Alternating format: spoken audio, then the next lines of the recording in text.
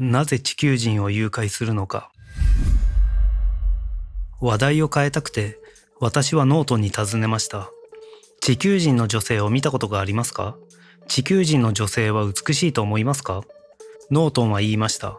私たちはこれまで何度も地球人を連れ去ったことがあります。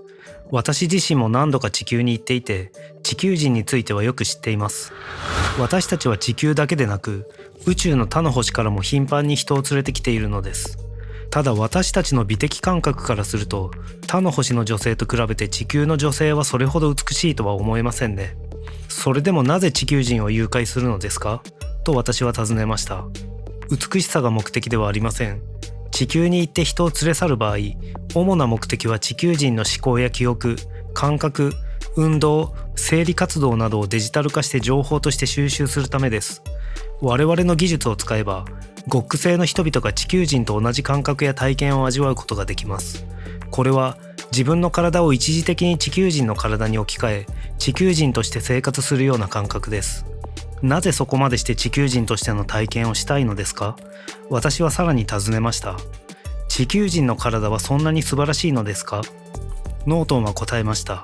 地球人は物質的な富や権力を追求するようですが、私たちはそれには興味がありません。私たちの興味は人間の経験と感覚にあります。地球人の生活を体験することで、その独特の感覚を味わいたいのです。実際私たちは他の星の人々を連れてきて、その体を一時的に変え、異星人としての生活も体験しています。地球人の体そのものは私たちにとって特別に優れたものではありませんが、その感覚には興味があるのです。宇宙のあらゆる文明にとって生存の3要素は、1、物質資源、2、エネルギー、3、情報です。私たち極星の技術は非常に発達しているため、物質資源やエネルギーはもはやほとんど問題になりません。唯一興味を持っているのは情報です。情報を得ることが私たちにとって最も重要なことなのです。私たちは情報から富を得る経済を情報経済と呼んでおり、それが経済活動の 99% 以上を占めています。物質資源やエネルギーはほとんど無料で手に入りますが、他の星から人を連れてきて得られる情報は私たちに莫大な富をもたらします。地球人や他の星の人々を誘拐して集めた情報が私たちの経済の源泉なのです。例えば、地球から男性を誘拐した場合、その男性を使って様々な体型の女性との性的行為を強制的に行わせることもあります。そうすることで、男性の体や生理反応、思考や感覚、記憶などの詳細な情報を収集します。これらのデータを使い、私たちは大きな利益を得ることができるのです。こうして得られたデータを整理し、地球の男性との愛と生活というタイトルで全球情報網を通じて宣伝・販売します。例えば私たちの女性ユーザーがこのデータを購入した場合、仮想技術により立体的なバーチャルイメージとしてその地球人男性が現れ、まるで影のようにその女性に寄り添うことができるのです。この女性ユーザーはあたかも本物の地球人の男性と一緒に生活しているかのように会話や交流ができ、仮想的な性行為も楽しむことが可能です。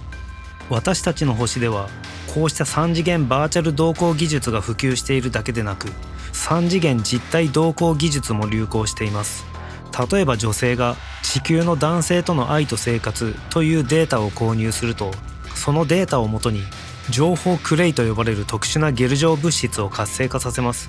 するとその情報クレイはそのデータをもとに地球の男性と外見、身長、体重などが全く同じ実体を形成し、視覚や触覚、味覚に至るまで本物の男性と全く見分けがつかない存在がユーザーのそばに現れるのです。この情報クレイによって作られた男性とユーザーは会話を交わしたり、交流を深めたり、実際の肉体関係さえ持つことができ、その体験は本物と同じ感覚です。さらに、この情報クレイで作られた人物はただのロボットではなく、購入されたデータを元にした思考や意識、行動を持っているため、リアルな交際感覚を楽しむことができます。地球人が仮に異星人を捉えたとしても、せいぜい数人の地球人と限られた回数だけの関わりを持たせるだけでしょう。しかし私たちの技術では、地球の男性を数万人もの極星の女性と同時に生活させたり、交流を持たせることができます。さらに私たちの中には非常に独特で変態的な思考を持つユーザーもいます。彼らは地球の男性の仮想体を小さくして自分の体内に寄生させて持ち歩くこともあれば、逆にその仮想体を巨大化させ自分自身が地球の男性の体内に寄生する感覚を楽しむこともあります。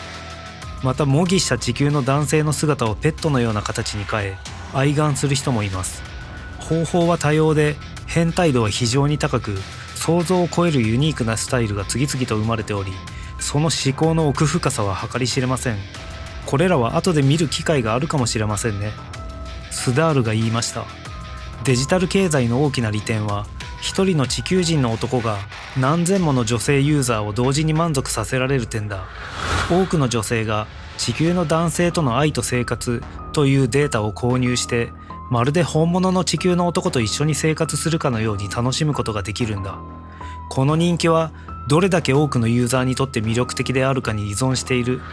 ゴック星人が新しい異星人種を発見して誘拐に成功すると、その種族との新しい暮らしを楽しむデータが一時的に流行することもある。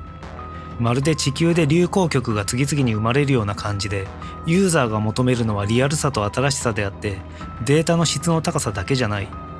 例えば地球の男をモデルにしたデータを完全に空想で作ることもできるけど、そのようなものはユーザーにとってはリアルじゃないって判断されて市場では人気が出ない。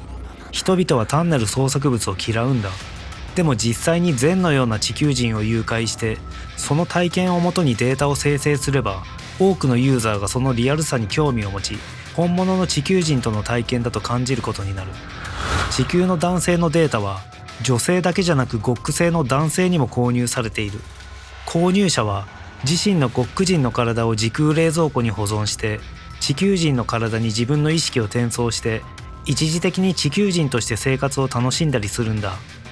さらにスダールは少し不気味な笑みを浮かべながら言いました。こうして善を連れてきたのは非常に意味があることなんだよ。でも残念ながら地球人のデータはあまり人気がない。正直この星ではゴミのように扱われてるんだよな、という彼に私は思わず不満を漏らしました。ならなぜ私をわざわざ誘拐してきたんですか？するとミーリがゆっくりと答えました。あなたの頭の中には他の人とは違う何かがあるからよ。だから大切なの。誘拐された他の地球人は皆無事に地球に返されているのですか？と恐る恐る尋ねました。スダールは冗談交じりに言いました。返された人ももちろんいるけど、実験中に体が持たなくなって亡くなったり、ゴック人の女性との関わりに耐えられずに命を落としたり、星で老衰するまで滞在したのもいるな。送り返すの結構めんどくさかったりするからな。私の顔色が良くないことに気づき、ミーリが安心させるように続けました。心配しないでゼン。あなたは必ず無事に送り返すから。あなたの脳には私たちにとって特別な意味を持つ部分があるのよ。それが重要なの。その後、私は彼らが高度に発達した異星人を誘拐した場合は特に慎重に対応していることを知りました。おそらく報復を恐れてのことでしょう。一方で地球人に対しては自由気ままな扱いです。彼らが地球人を特に恐れていないからなのだと改めて思い知らされました。